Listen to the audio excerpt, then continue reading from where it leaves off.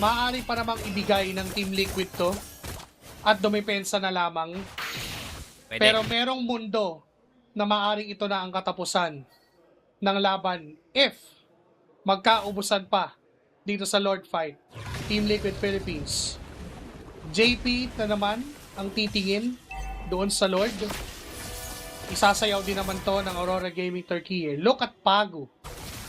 Ang layo niya. Pero ngayon ay sasama na siya sa mga members ng Aurora Gaming. Tumikinain. JP, Nitonas, welcome! Ginamit na sa kanya. Si Teddy. So-called teamwork. At si Teddy na iwan pa. Sa pala yung target at hindi na pa pala si JP. Wala agad yung gold laner ng Team Liquid Philippines. Wala din si JP. Carl TZ will just try to split things up doon sa itaas.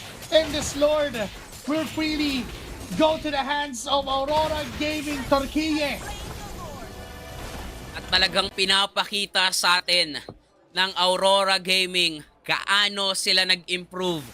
Mula pa sa sinasalihan nila, mula pa sa mga nakalipas na performance sa history at mga pinagdaanan nila, ganito na sila katindi, ganito na sila kalakas. Wala nang choice si Carl TC kundi harangin yung baba.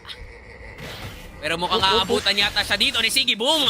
Forced to use the Tempest of Plagues. Tapos nandyan pa si Tian. Grabe naman!